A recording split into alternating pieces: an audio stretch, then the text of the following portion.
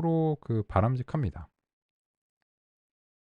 왜냐하면 이제 중요한 것과 중요하지 않은 것이 분명히 있겠죠. 그리고 우리가 수집한 특성들이 중요도가 일정하거나 균일하다고 말을 할 수가 없어요. 그거를 이제 그 정도를 잘 알고 있으면 사실 그 공식을 알고 있는 거거든요. 그 입력과 출력의 관계를. 근데 그거를 몰라서 기계학습을 하는 거예요. 그걸 알면 애초에 기계학습을 할 필요가 없는 거예요. 그래서 수집할 때 '아 이게 진짜로 이 출력에 영향을 얼마나 줄까?' 그거 모르니까 하는 거라니깐요. 그죠? 그래서 그 통계 쪽에서는 인제 그 교재에도 나오는데 요 어떤 이제 이 출력하고 임의의 특성 간에 그 상관관계가 있느냐라고 하는 이런 거를 그 뭐 일변량 뭐 어쩌고 저쩌고 뭐 해서 뭐 아노바 테스트 뭐 이런 거 이제 하거든요. 근데 이런 게 큰 의미가 없다는 거예요. 그죠? 왜냐면 만약에 그게 상관도가 없어. 그러면 이미 말씀드린 대로 이 어떤 임의의 속성에 대해서 이제 사실상 상관도가 없으면 결과적으로 가중치가 이제 빵 돼 버리겠죠. 뭐 안 나온 게 정말 빵인지는 모르겠는데 빵 돼 버리니까 이러면은 그냥 사실상 꺼 버리는 거예요. 그러니까 안 오버 테스트를 굳이 뭐하러 하냐 이거죠. 그죠? 만약에 이제 그런 거를 예전에 인제 하셨다면. 그래서 인제 그 다음과 같이 보면 어떤 거는 가중치의 절대값이 굉장히 커요. 그죠?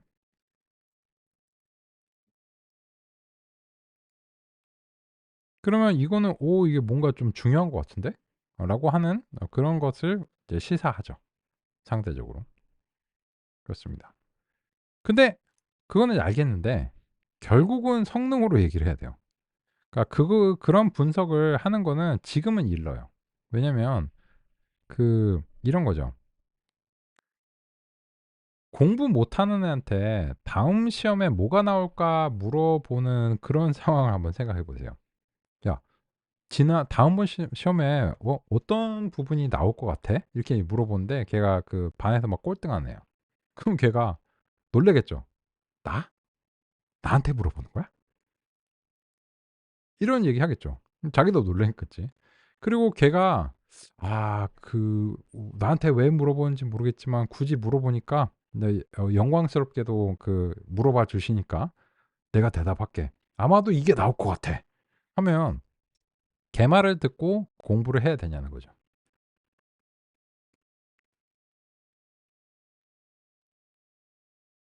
반대로 해야 되겠죠. 전교 1 등한테 물어봐야지. 반 1 등한테 물어봐야죠. "1 등아, 1 등아 이번에 뭐 나올 것 같아?" 이렇게 물어보면 아마도 친절한 1 등이라면 "아마도 이거 나올 것 같으니까 열심히 공부하는 게 좋을 것 같아. 내 생각에는 선생님이 여기서 많이 말씀하셨어. 별표 치고 밑줄 치고 이거 시험에 나온다 얘들아." 이렇게 얘기했어. 나올 것 같아." 그러니까 왜 그런 얘기를 하냐면 이런 분석을 하시고자 한다면 이 성능이 충분히 좋아야 돼요. 이제 바라건대 100 점이 제일 좋은데 이 시험 점수를 도저히 못 끌어올리면 얘를 100점 만드는 건 아무 의미가 없다고 말씀드렸잖아요. 근데 아직은 지금 이 두 개의 격차가 많이 벌어지는 이제 상황이고 이거를 잠재적으로 어디까지 줄일 수 있는지 결론이 안 난 상황이에요. 근데 이런 상황이면 어떤 문제가 있냐면 이게 그 요 과적합을 통계적인 용어로는 이제 하이베리언스라고 하는 그런 말로도 이제 부릅니다. 그게 인제 왜 그러냐면 이게 이런 거죠. 모의고사 점수랑 수능 점수가 저런 식으로 이제 나오는 그런 이제 수험생이에요. 그러면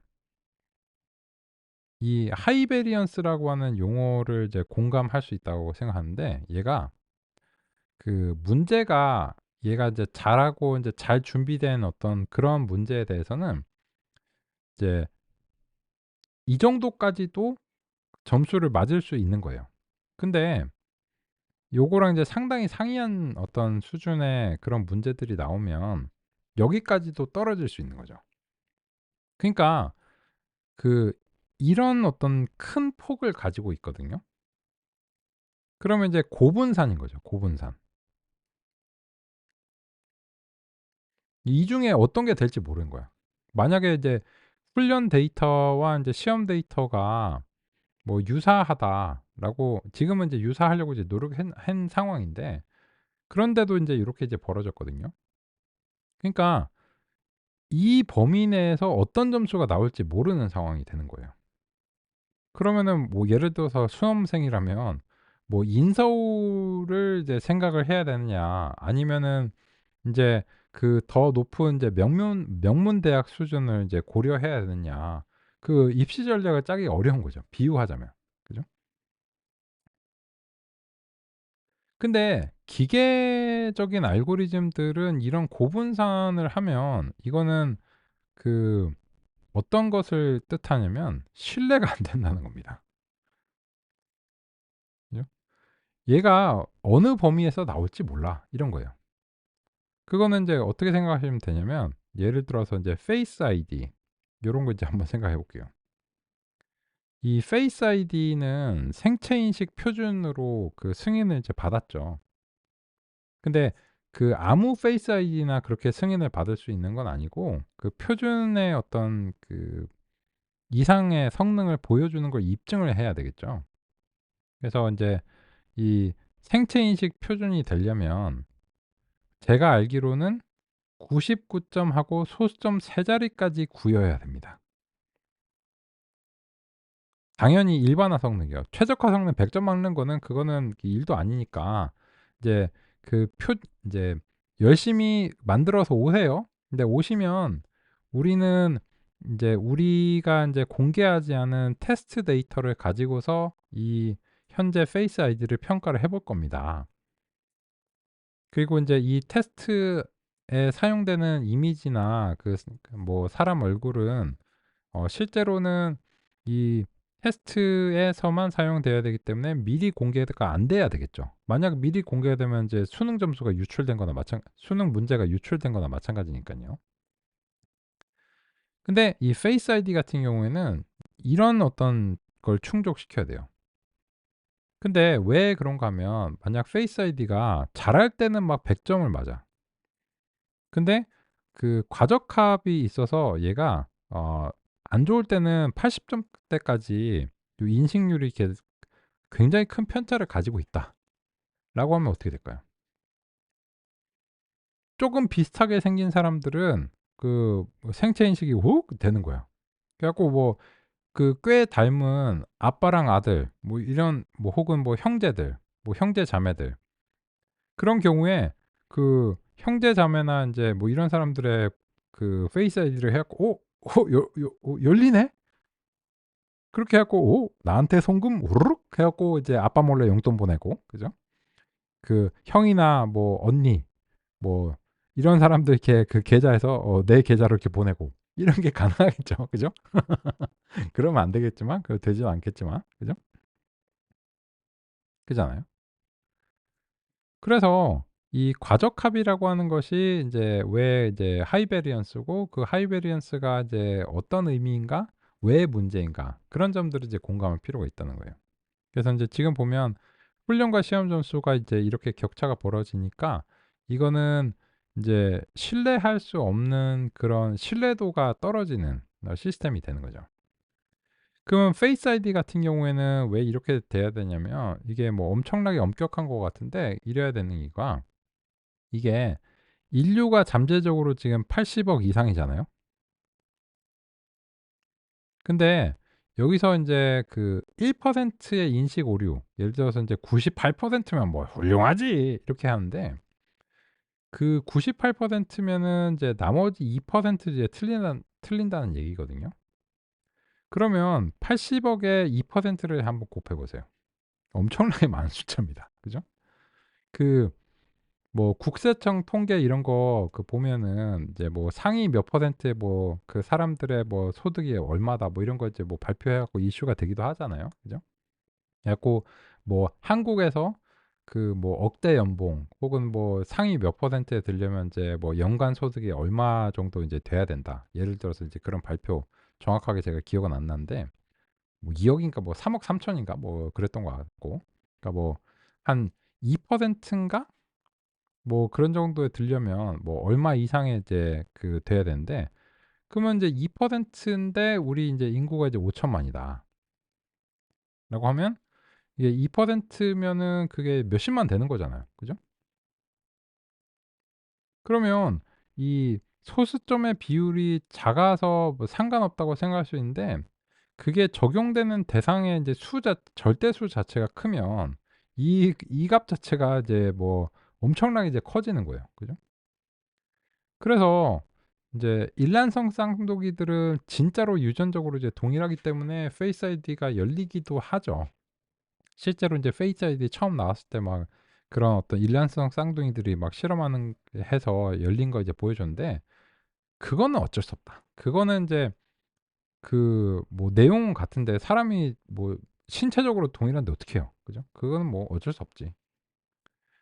근데 어쨌든 인제 그런 이유로 인해서 얘는 인제 소수점이 굉장히 이제 낮은 그런 어떤 성능을 이제 보여줘야 됩니다.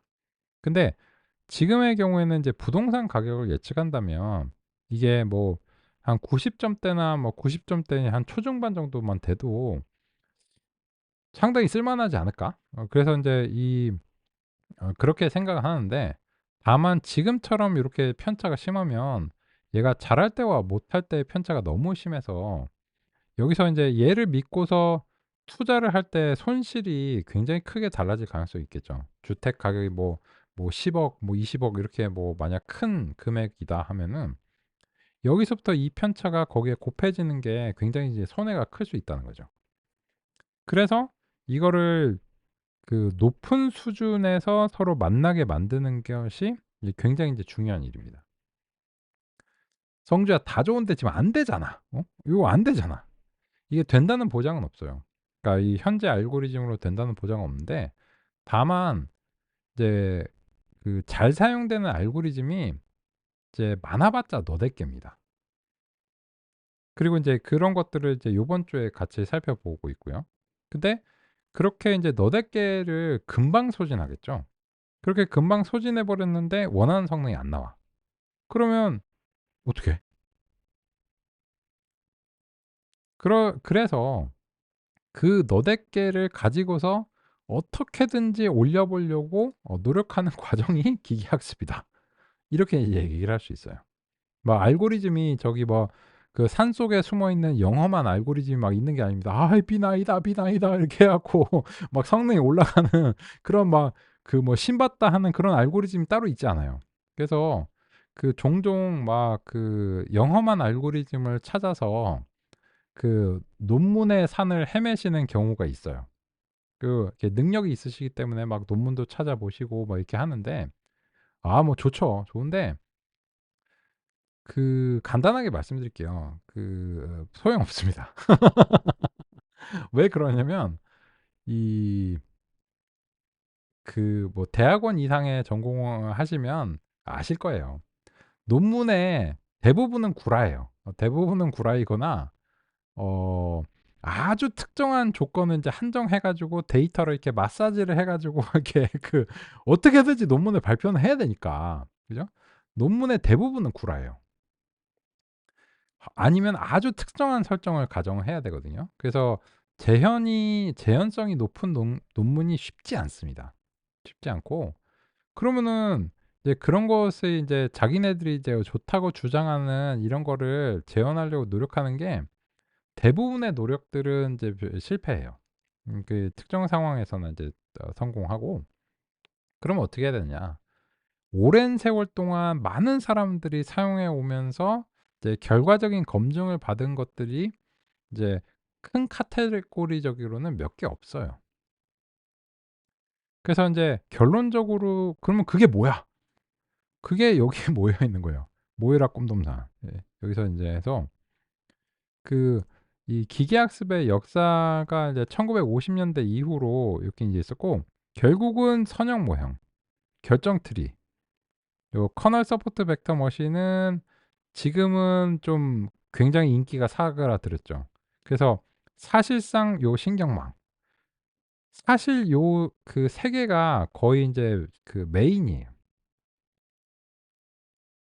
그래서 막 '아 야 무슨 알고리즘을 막 써야 될까?' 뭐 이렇게 막 막 '길이 너무 많고 너무 다양하다.'라고 이제 생각하실 텐데, 실제 막 막 파생과 변종과 뭐 이런 것들을 따지면 무지기수로 많겠죠. 뭐 수백 개 수천 개 되겠죠.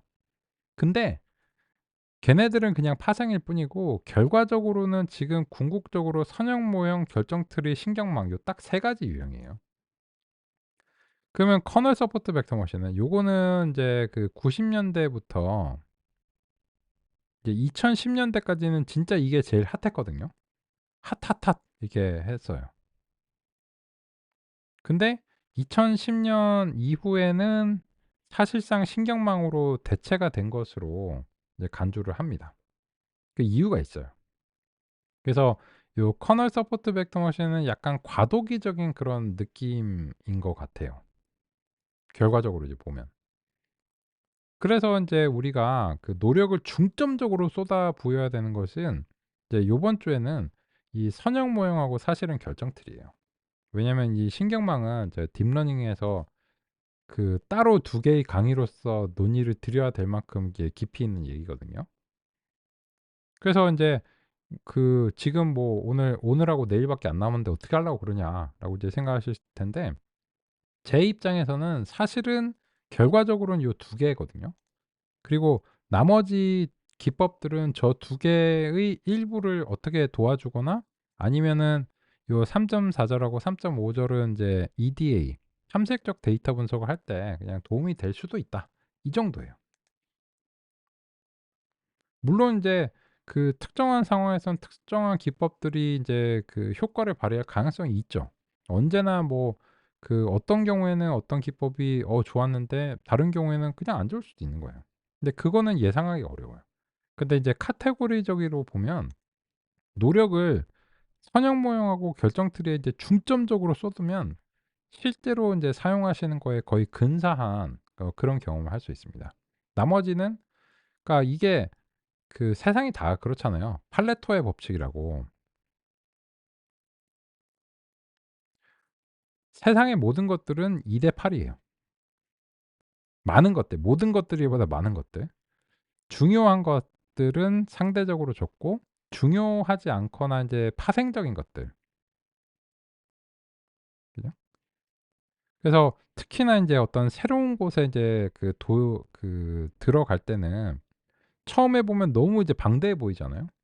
근데 이 산을 이렇게 쭉 올라가서 보면 이렇게 지형 큰 그림을 이렇게 쭉 볼 수 있는 그런 상태가 되면 전문가가 되는 거죠, 각 분야에서.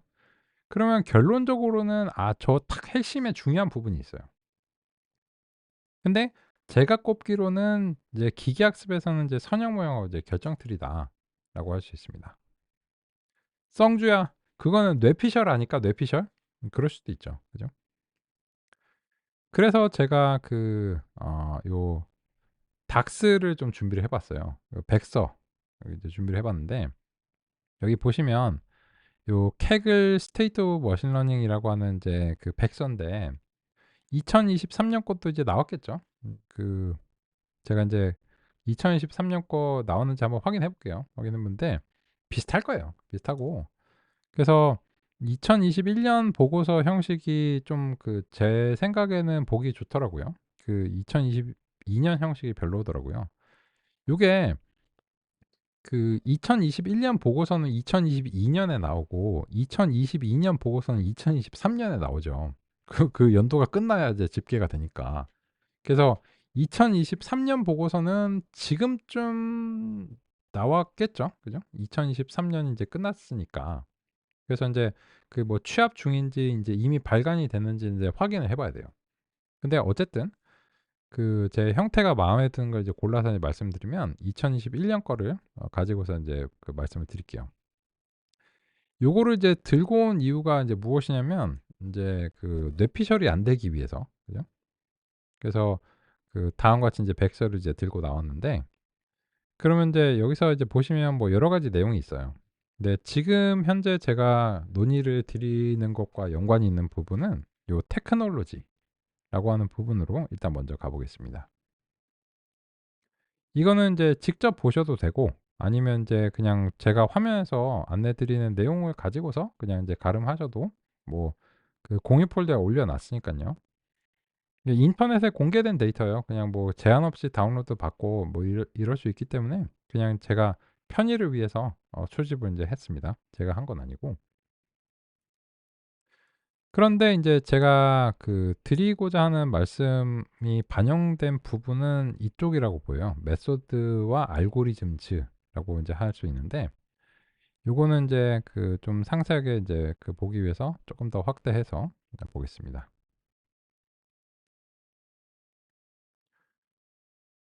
제가 인제 말씀드린 바 그 결국은 이제 "사용하시게 될 알고리즘은 이제 손에 꼽는다."라고 말씀을 드리고 있고, 그렇기 때문에 가짓수를 막 이것도 해 보고 저것도 해 보고 이런 거보다는 진짜로 사용될 것을 이제 그 집중적으로 이제 파면 나머지 거는 인제 그냥 파생일 뿐이라는 거예요. 보시면 이 현재 인제 백서에서 리니어, 요게 인제 선형 모형이거든요. 요게 그 가장 광범위하게 이제 사용이 됩니다. 그리고 인제 결정 트리 계열들 요렇게 인제 있잖아요. 요거 인제 80 년대 이제 알고리즘이고 우리가 인제 열심히 살펴봐야 되고 가장 널리 사용되는 알고리즘 중에 하나죠. 요 머신러닝 인제 알고리즘들 대표적으로 이제 3 개고요. 그리고 나서 요 아래쪽에 이제 보시면 인제 여기까지는 대체로 딥러닝이에요. 요 베이지안 접근 빼고요. 얘는 그 통계 확률 모형이에요. 통계 확률 모형이 열등하다라고 얘기를 할 수는 없어요. 특히나 인제 베이지안 같은 경우에는 그 실제로 이제 광범위하게 사용이 됩니다. 근데 얘네들은 인제 쟤 빼고는 인제 딥러닝이거든요. 보시면 컨볼루셔널 뉴럴 네트워크스, 요 영상, 덴스 뉴럴 네트워크스, 멀티레이어 퍼셉트론, 리커런트 뉴럴 네트워크스, 트랜스포머 뉴럴 네트워크스. 요거는 인제 최근에는 아마 순위가 인제 바뀌었을 가능성이 높아요. 제너러티브 어드버서리얼 네트워크스, 요런 것들은 인제 약간 옛날이고 이거는 인제 아마 2023 년에는 요게 뭐 스테이블 디퓨전이라든지 요런 걸로 이제 바뀌었을 이제 가능성이 있습니다. 그건 이제 백서를 이제 봐야 되겠죠. 근데 이제 결과적으로 인제 그렇다는 거예요. 근데 요런 것들을 논의하는 거는 이제 요번 과정은 아닌데, 그래서 인제 딥러닝은 또 인제 그 딥한 세계가 있으니까 그렇게 볼 거고, 근데 이 좋은 소식은 선형 모형을 잘 이해하시면 딥러닝의 인제 초입에 해당하기도 한다는 거예요. 그러면서 자기 스스로 독립적으로 많이 쓰여요. 그래서 우리가 깊이 있는 이해를 노력해 보고 있다. 이렇게 인제 말씀을 드리고 싶습니다. 오케이? 요번 시간 여기까지 살펴보겠습니다.